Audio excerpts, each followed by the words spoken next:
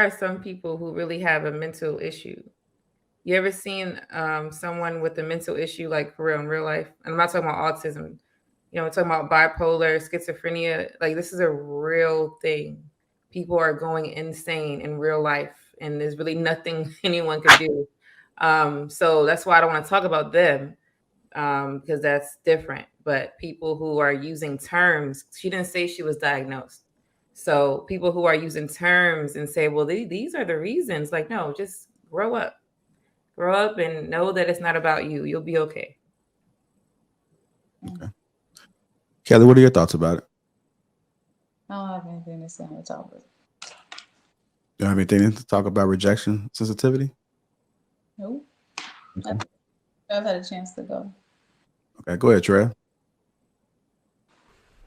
Okay, so I could certainly relate to this particular topic because I deal with it firsthand. I have to help manage that situation. I'm familiar with autism. I'm familiar with ADHD. I can tell you that 50% of people who have autism just about have ADHD. I don't think the lady in the video was playing because from what I gather, it looks like she was literally stimming at the time. And that means you have involuntary body movements. And I mean, it's a serious matter. It's a neurological disorder, for one. So it would be equivalent for someone to say, hey, look, yeah, you can beat it or you could stop it. It would be equivalent to telling someone with MS, which is also a neurological disorder, to stop shaking. That's pretty much what you're doing.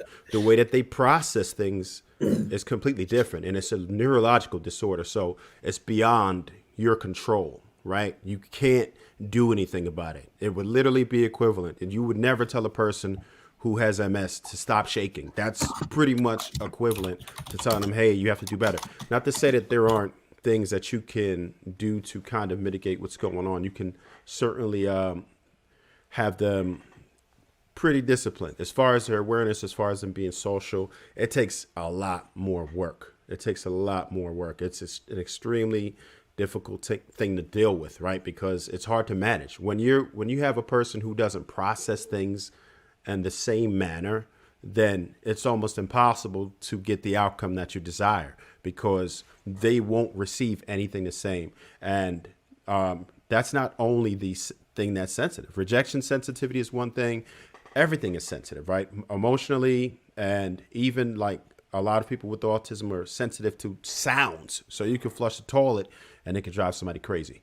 So it's just a tough thing to deal with. As far as people who would dare use that as an excuse, then shame on them because it ain't funny, it ain't cool. If and I understand what rejection's like. I mean, I dealt with that as a child, but it's actually part of what made me me.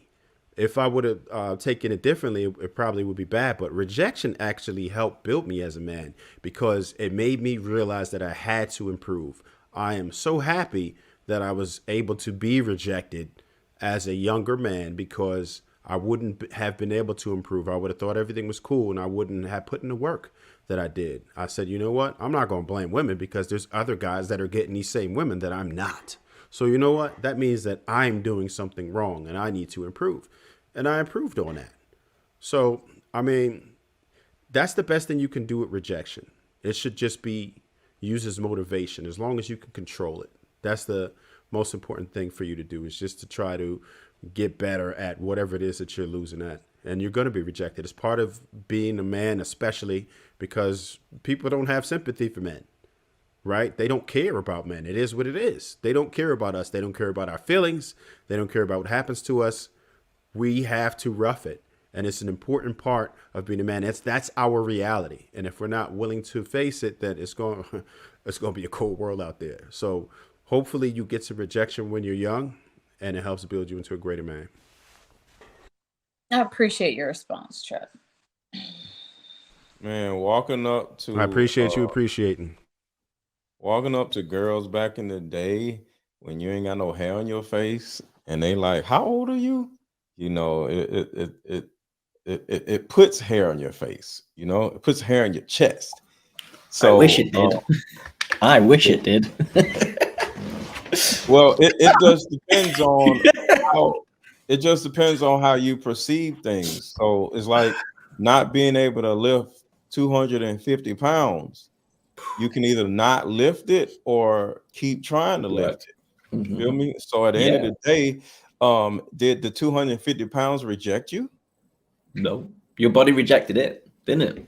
No, you just weren't strong enough. So you got to work on being strong enough and then go back and try to lift the 250 pounds. Just same thing with a woman. So it's how you If she weighs interpret it. 250. You Hold lifting on, a Ellen. 250-pound woman? I'm just saying. I literally was thinking that. You gotta lift the 250 pounds. That was a good one. That was a good one. I like But it. yeah, you gotta look at rejection like lifting weight.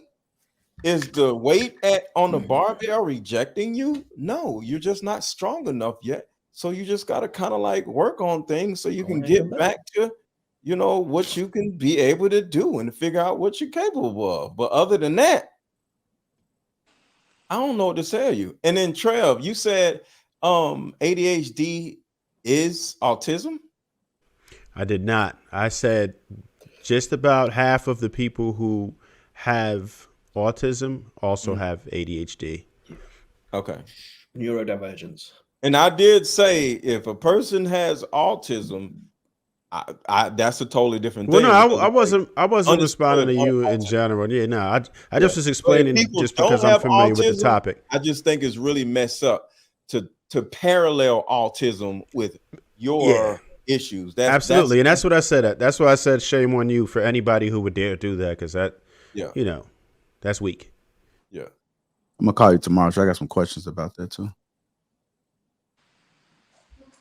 No doubt. Go ahead, Marcus. You want to say something? Oh, okay. It's your specialty. All right. I did want to say this though. When it comes to autism and ADHD, I know sometimes in Black families who are religious, spiritual, whatever, they will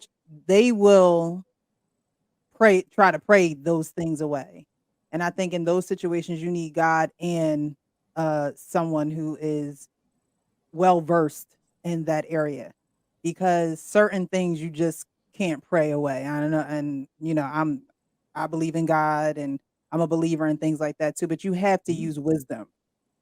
And so when you have a child, I think it's I'm speaking to what Lady Di was saying. When you have a child that does have autism or ADHD, or maybe you don't know what's going on with them, it's important for you to lean into that. It's important for you to get the information, to get the facts, to know what that comes with, so you're not just oblivious, just having your child every day and not really tapping into what's going on with them. So if you're going to have God, that's cool, but you need a professional. You need someone who's also going to look into it and walk with you within that journey, because your child is going to need that, and as an adult who may not have it, but your child now has it, they're going to need you.